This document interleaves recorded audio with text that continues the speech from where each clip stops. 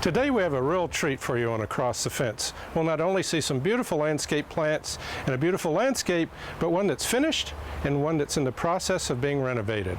Hi, I'm Leonard Perry with University of Vermont Extension. Today I'm in Bristol, Vermont at Rockydale Gardens. From flowers to shrubs, Rockydale Gardens specializes in hardy, one-of-a-kind plants. In their nursery you'll find dwarf varieties of shrubs and conifers. Or take a stroll through the display garden for inspiration and design ideas, unusual plants, and how these plants look when they're mature.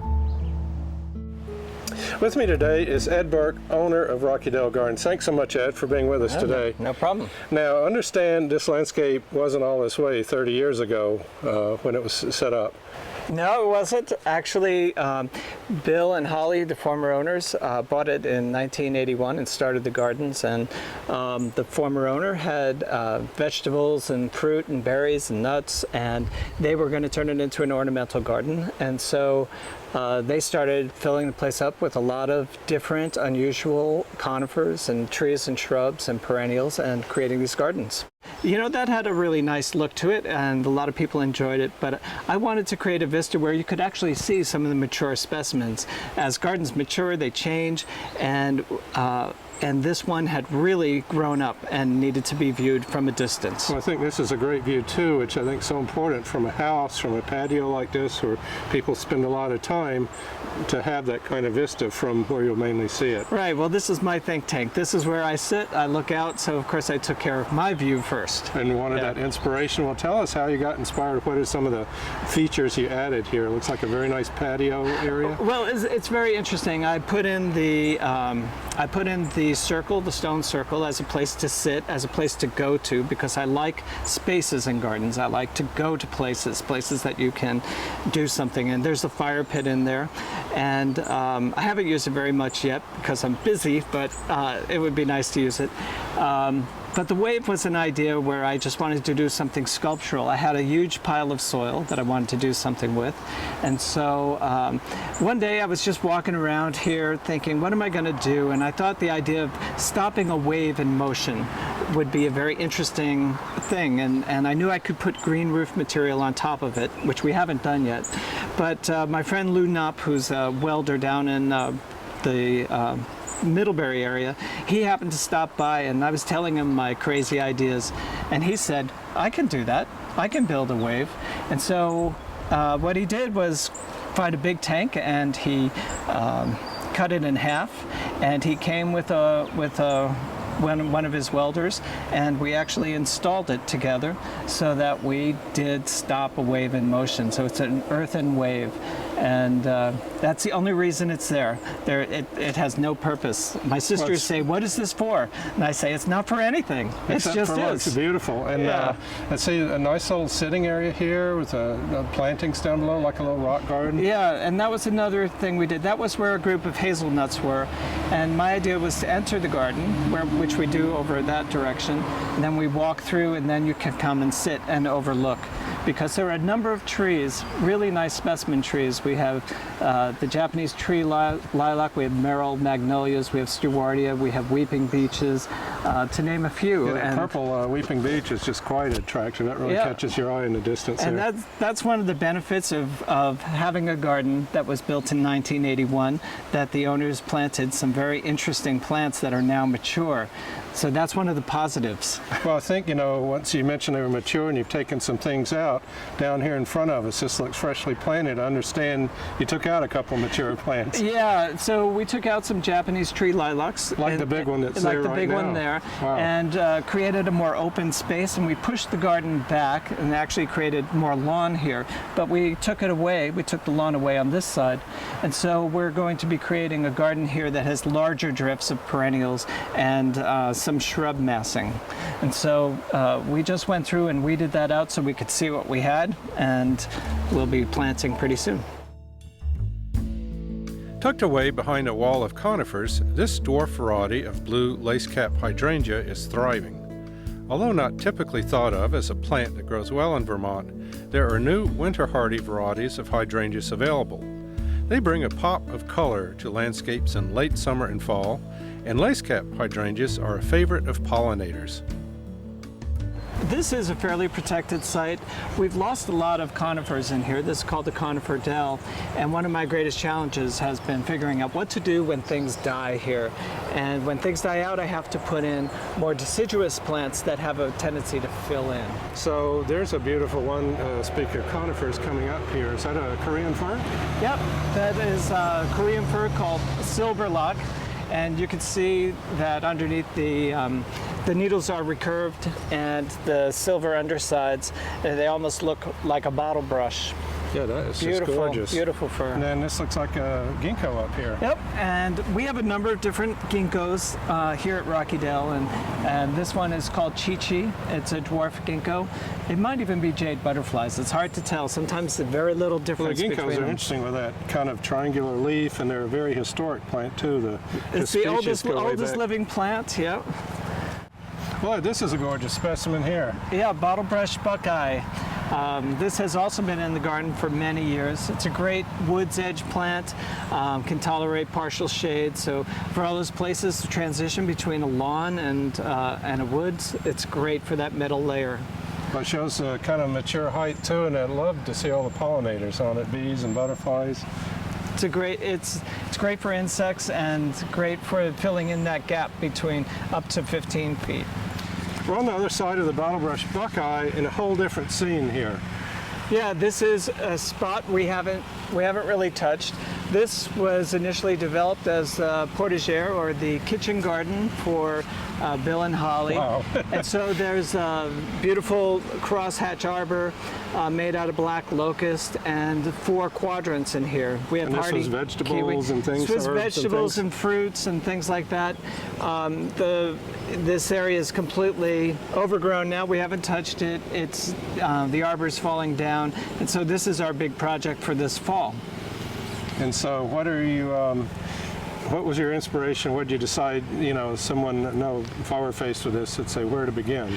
Oh, God, Was that your question, where to begin? yeah, that was my question all over Rocky Dell, is where to begin. But this, I long ago, a few years ago, I decided this can't be a kitchen garden. It's way too far away from the house to be a kitchen garden. And so I thought, well, what am I going to do? It's very romantic. Everybody who comes here loves this arbor. And it's just so hard. You have people associating all these good feelings with it, yet from my standpoint, it needs to be gutted. So what I've decided to do is actually level this area and start over, but keep parts of the arbor as ruin, and then keep some of the plant material. But what I want to do is have masses of perennials and a path through here, and maybe a tower or something that someone can climb and get an overview of the site, and it'll emerge into the area that we've already sort of cleared out on the other end of this. We have a beautiful beech hedge here that I'd like to restore. It makes a great side of a room. It's a great wall. So it will be enclosed and feel like a room. You enter it, and it will be a totally different space than everything else. We just have to wait for the cool weather. There's some trees here that separate it from that original space We have you a saw. woody border all around that's well established, and So you're going to leave those and to so be we'll like the leave wall those, of yeah. this outdoor room here. and so there'll be ways to enter this space, and we'll have better air circulation through here. We have a lot of disease on plants because there's no air circulation. We just don't get here. There's too much going on. I need to simplify it. Well, sounds like that's one way to do it. Just start from scratch, basically. And will you take some of the arbor down and reconstruct it, or try to work around it? No, I'm going to try and keep a few pieces existing just the way they are.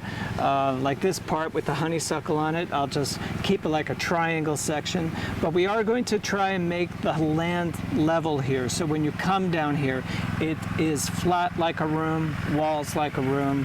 And it's really Just like a totally secret little different space down here. Yeah. Let's take a look at the arbor. Okay. Watch your head.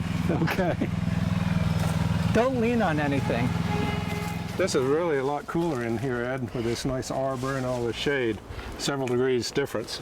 It is several degrees difference, and arbors are really wonderful for creating that.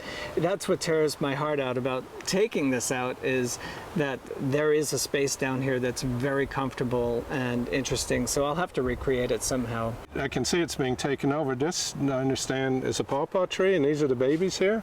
Yeah, if you look right here, we've got pawpaws everywhere. there. Now, when Bill and Holly planted the pawpaws, clearly they were an interesting tree that's not hardy here, and they grew. And now, of course, they're doing so well, they're starting to colonize, and that's what pawpaws do. They form a colony. They grow along stream banks in the south. And so that's not going to work here in this little space. Well, a couple of interesting things there. An unusual fruit, for one thing, but it's not supposed to grow here, but we're in Vermont, so how do you explain that? What's your zone here? Yeah, a lot of people ask that because they always say, you grow things we can't grow. But I think everything we grow here can be grown in Burlington. However, we are in a microclimate. We're Zone 4 on the map, but we are at the base of South Mountain, which is Green Mountain National Forest. We're in this nice little valley, and it gets lower past us. So we have spots here that are Zone 5, where we definitely have spots that are Zone 4, and we might have a couple of Zone 3 spots, and we, some winters, have Zone 6. I'm sure we do. But yeah, we have a lot of woody plants that are not hardy in other regions of Vermont, but that all depends on your elevation. We're about 550 feet So here. I think one message there is a lot of landscapes have several zones. So if something doesn't grow in one, it may another that's more protected. That's and then right. the other message I think that we're seeing here is that, you know, once something's planted, it may look good, but it's not like a painting. Landscapes change. Well, exactly. I always tell people that putting in a landscape is very different from putting a floor in your house. You put a new floor in your house, looks shiny, looks great. You expect it to look like that for all the years you have that floor. And it probably will, for the most part. But a landscape changes every year. And the pawpaws are a good example of that. They were lasted as trees for 20 years probably, and now they're doing well in colonizing. It's something totally different. Out it has to go. So if you're going to have a landscape over the long haul, you need to plan on some change. Well, landscapes are organic. They change. It's a moving target. You can't, if you want to keep everything the same, you're better off putting in fake plants. This area is a nice lawn. Looks like, has it always been this way, Ed? Yeah, it's a breath of fresh air. No, it's not been this way. This was like where we came from. It was a jumble of plants, and of course I just cleared this. Sometimes you have to clear just so you can see what you have. So I cleared this out, and this will be part of the room that becomes. So all connected into one all space. Connected, It'll be like this, except I guess you mentioned you'll put perennials in. Well, the perennials will come up about so far, and then we'll have an open area here, and hopefully we'll have a place where we can have events back here against this beautiful stone. That is gorgeous. You know, going up there, all this stone and trees. Yeah. Are you clear any of that out? Then too? we're going to clear that out. There's an ephemeral waterfall that we have in the spring. It's quite beautiful. And then we'll plant a lot of Zone 5 woody plants back there. Real Some protected area calmeas. there. It's a very protected site. So that's a little jewel of a spot. And then we'll open up over here a little bit more and be able to have like events such as weddings or something back here. And this will be a nice little room to come into. Looks like a little wet area stream through here. You gonna leave that? Or? And so we'll open that up. It'll be low, a very shallow pond back here, but a small one right against the stone. Here, So hopefully we get some nice reflection of the stone in the water. And again, that's sort of ephemeral. We have a stream that storm stream that feeds that, and a few springs. So well, this is a gorgeous tree. Is it going to be spared the axe? Yeah, that's spared the axe. That's a blue beech, and an understory tree grown out in the open. It tends to get broad like that. It's amazing how a plant will change the habit just depending if it's in a natural situation, if it's in the open, whatever. And it looks like you've got more specimens all in through here. I assume you're going to be cleaning this out a bit? Yeah, we'll clean it up so we create some negative space. We have oxydendron, we have more ginkgo, we have a golden box elder, we have stewardias. So we just clean out around those and then leave those so they have a little more space, you can see them? Exactly. Okay. Yeah. You know, in my head, I always see it and I always think, oh, I don't have to do it because I know what it's going to look like, but I have to do it for everyone else.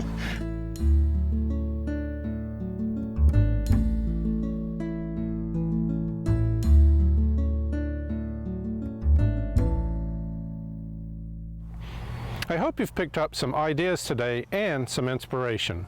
For more landscaping tips, visit my website, perrysperennials.info.